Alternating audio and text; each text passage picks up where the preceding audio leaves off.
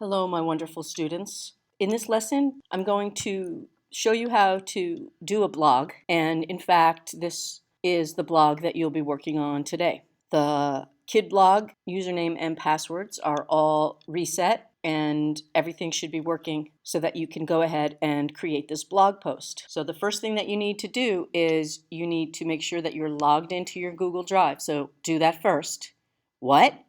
What are you going to do first? You're going to log into Google Drive, that's right. And when you are logged in, if you go to Kidblog, you should be able to go and enter your class code. So you'll click on here and you will enter the code that your teacher gives you because I am not here right now. In the meantime, I am going to log in, not with your join code, but with my own login. So you're going to log in here as a student. I'm going to log in here for right now as me. So I'm going to click. All right, so now here I am in the blogging dashboard that I can see all of your blogs in. And today's blog that you're going to be creating is going to be on an important topic that you want to start becoming more familiar with, and that is basic computer terms. We're going to start with the basic computer terms for hardware in this blog post. And what I'm asking you to do is to define each of these terms and insert an image for each one of them in your blog post. In this way, you're going to be creating your own little study guide for a quiz that we'll be having in a couple of weeks. So I'm going to show you now what I'm asking for regarding the blog post, and you have this information up on the board. So here we go. So I am going to scroll down so that I can find the blog I'm going to add to, and that is going to be the 8A blogs. I am going to click here on 8A, then click on the new post button to start the post, and here it is. The name of your post is Basic Computer Terms. And then I think we'll do colon, and then I think on all caps, hardware. That looks pretty cool. Okay, then I'm going to click down here and begin writing down the terms that I want to define. The first one is CPU. Now, CPU, as I know it to be, stands for Central Processing Unit. And the CPU on your computer is basically the main brain of your computer. And I'm going to come back there in a minute and write the definition. But next, I'm going to hit the return key 3 times to give me some places to type in. And I'm going to type in the next term, which is hard drive. And then I'm going to press return 3 times and type in the next term, keyboard, and then modem, and then mouse, and then printer. And as you can see, I'm leaving 3 returns after each one of the terms, put the information in. And now I'm going to click under the CPU heading and begin writing in my own words what is a CPU. Now, if you don't know that a CPU is the central processing unit of a computer, you might want to look that up. So to do that, I'll add another tab and I will type what is a CPU. So you're researching. Oh, yes, that's what Ms. Rudner just said. It's the central processing unit. It's the part of the computer system that commonly is referred to as the brains of the computer. It is the processor and or microprocessor, and it is responsible for executing a sequence of stored instructions called a program. If you want to, you can read more about what a CPU does to really learn what it is. So I'll click on another link just for fun. I'm skipping one and scrolling down to read about what is a CPU. So here you can see there is an article on what is a CPU and explains that it's a component of the computer, and also explains that most people really do not know what it is. So if you read through this article, you'll find out more about CPUs. And again, I'm asking you to write your own understanding of what is the CPU and what does it do. So you're going to research that, and then you're going to come back over to your blog post once you feel steady about your knowledge, and you're going to give it a try. CPU, looks like I don't need those periods there, so I'm going to take those out. The CPU of a computer is like the computer's brain. It is what stores the information, including computer programs, which are also known as applications.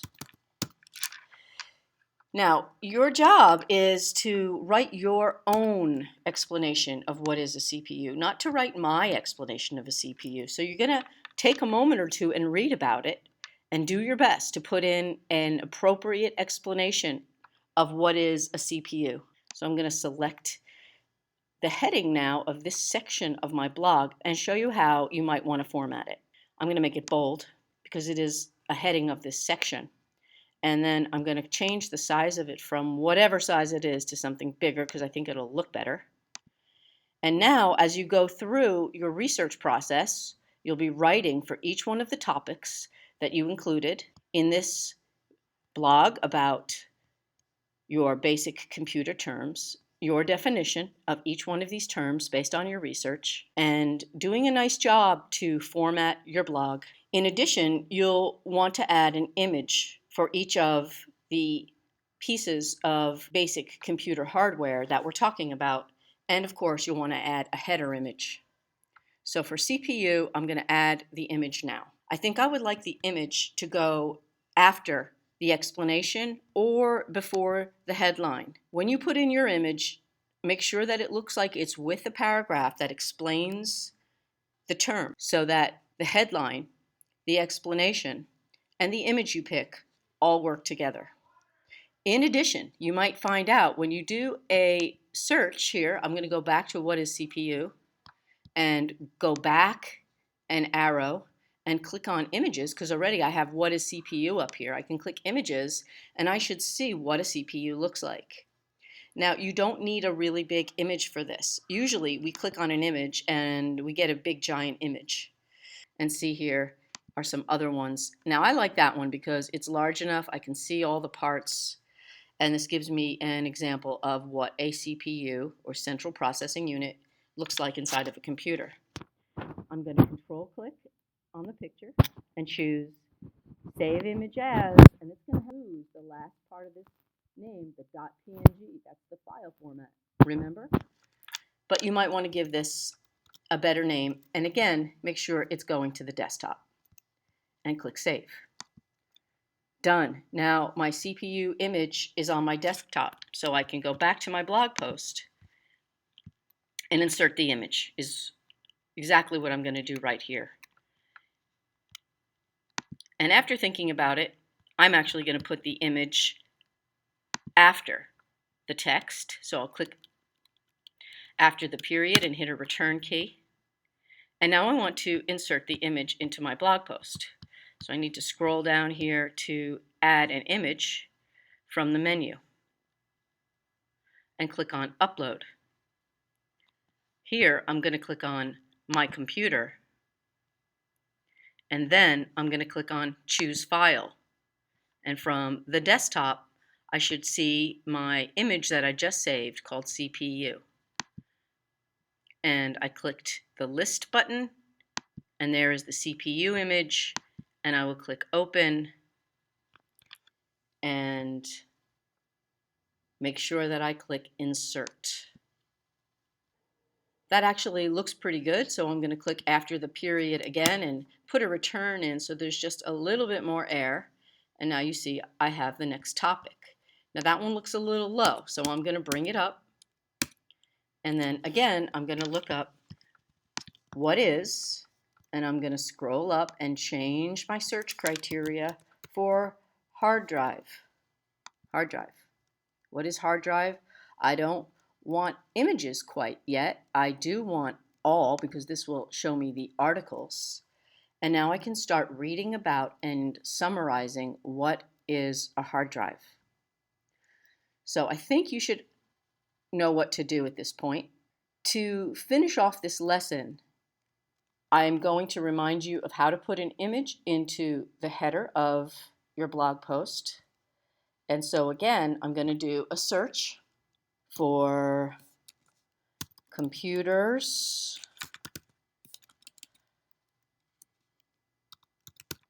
terms. I don't know if this is going to yield anything exciting to look at.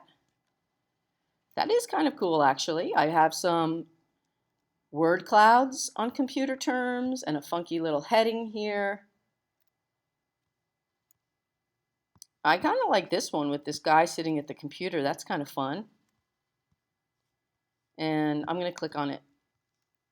It's rather small. Is there anything else I like?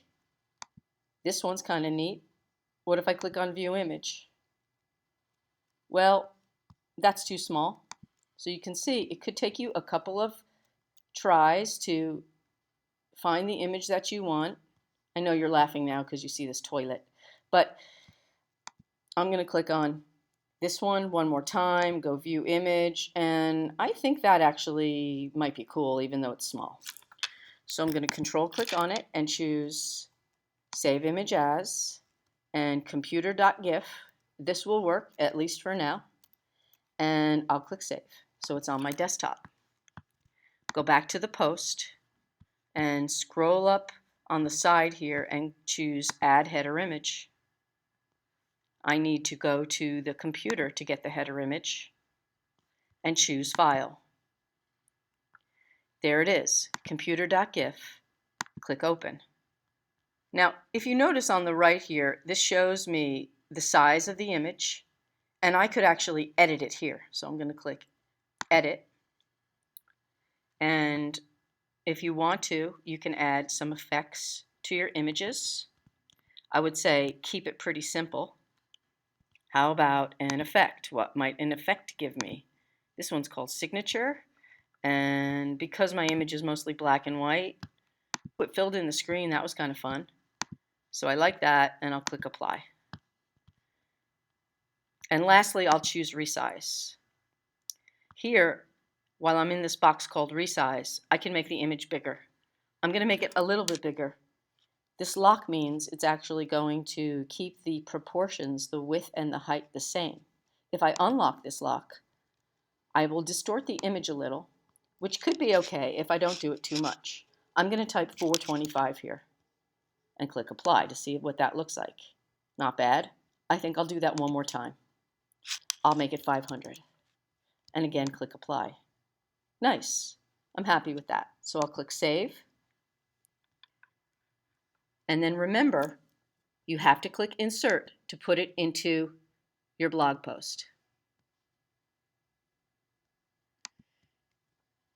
Now you're going to go through and fill in for each term your own definition that you have researched, make your headings bold, and include an image.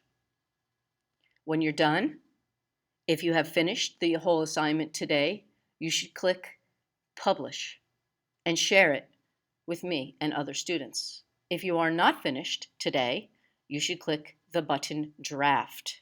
I'm not finished, so I'm going to click Draft. But I do think that you guys can finish this today. So go ahead and publish it when you're done. I'm going to save mine. I clicked Draft. And that means it will be there when I get back. But you can see this is going to make a really nice study guide for you. You'll make your own study guide. And we'll be talking more about the basic computer terms when I see you next time. All right, guys, I hope you have a wonderful day. Enjoy your assignment, and I will see you real soon.